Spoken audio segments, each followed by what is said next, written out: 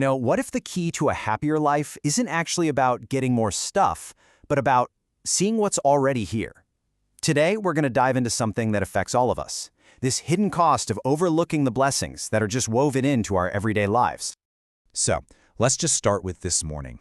It began with something so simple but so profound. You woke up, right? Your eyes opened, your lungs filled with air. It just happened. A quiet, automatic gift we barely even notice.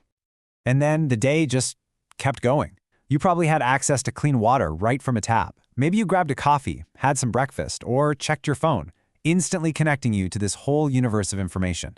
I mean, these are actual miracles that have become so normal, they're practically invisible. Now look, this isn't about making anyone feel guilty.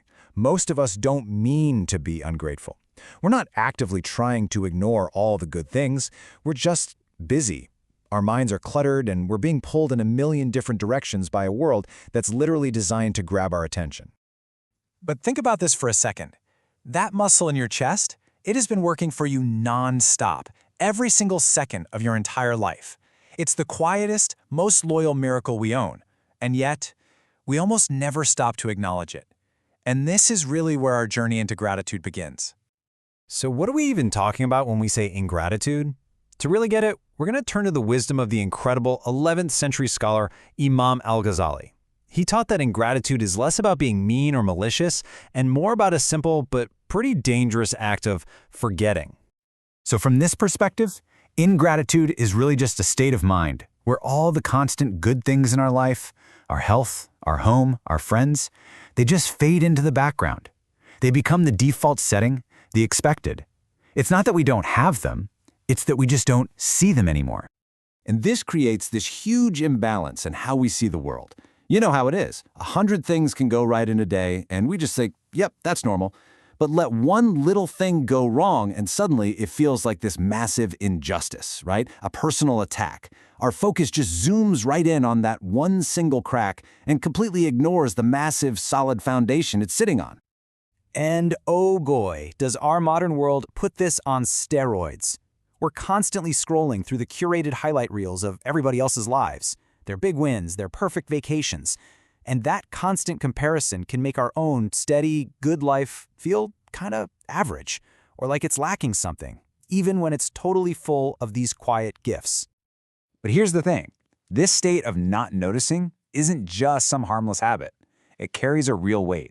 It has actual consequences for our well-being. So let's talk about the dangers of letting our blessings just slip into the background. And these things are all connected. They feed into this downward spiral. First, there's the restlessness, right? You're always chasing the next thing because you have this emptiness inside. Well, that chase makes you blind to the quiet miracles you already have. And eventually, when you can't see a blessing for what it is, a gift, it can start to feel like a chore or even a heavy burden you have to maintain. This quote from al-Ghazali just nails it. It captures the very end of that spiral perfectly. It's not just that you're missing the good things, it's that your very ability to see goodness starts to fade. Your entire perspective can shift to a darker, more cynical view of the world. Okay, so how do we know if we're running on empty? This next part is just a quick, personal check-in. It's a chance to see if our own, let's call it gratitude battery, might be getting a little low. So, you ready to be honest with yourself for a minute? Just think about your inner monologue, the story you tell yourself about your day.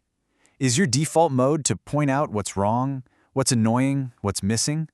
Or is it to notice what's good? This is a big one. It's that habit of basically outsourcing your happiness to some future event. I'll be happy when I get that promotion, when I finally go on vacation, when I buy the house. It's a mindset that makes joy a destination you never actually arrive at, because the goalposts are always moving. This one's a little deeper. When you're struggling, do you tend to look at people who seem to have it easier and feel envy? Or when you're doing okay, do you look at those who are struggling and feel a sense of perspective and gratitude? The direction of your comparison, it really reveals a lot about your heart's default setting. So, here's the bottom line. If those good moments feel like these fleeting little exceptions and a sense of frustration is your baseline, that's a clear signal. It doesn't mean your life is bad, it just means your perspective might need a recharge. And the great news is you can absolutely recharge it. Imam al-Ghazali didn't just point out the problem, he offered a really clear, actionable remedy for the heart. Let's break it down. This three-step process is so simple but so profound. It starts with awareness, actively training your brain to look for the good. Then it moves to action, because gratitude that isn't expressed or shared is just trapped inside you. And finally, it all comes together with perspective, this deep understanding that nothing is guaranteed, which makes every single gift that much more precious. Listen, this isn't about a one-time fix. The real goal is to turn that remedy into a reflex. It's about building an ongoing practice that keeps you awake and truly present in your own life. And here are some really practical ways to protect that new habit. Be intentional about your social media diet. Choose your company wisely. Gratitude is contagious. But you know what? So is complaining. And even in the absolute toughest times, challenge yourself to find one lesson, one hidden strength, one tiny sliver of light. Ultimately, this is the key right here. You wouldn't go to the gym once and expect to be strong forever, right? Well, gratitude is exactly the same. It is a muscle of the heart, and it needs consistent, daily practice to build and maintain its strength. And this is the ultimate payoff. The whole point of this practice isn't to get more things to be grateful for. It's to develop the ability to see the abundance that is already all around you. It's a fundamental shift in perception, not circumstance. So let's make this real, like right now. Tonight, when you're lying in bed, just take a single moment. Think of one small thing from your day, the taste of your coffee, a kind word from a friend, the feeling of your pillow, and just whisper, "Thank you," for the breath you just took, for this moment you are in. Because that's what this is all about. It's not about trying to transform your life into something else. It's about finally showing up for the one you've been given. It's about becoming fully, truly awake,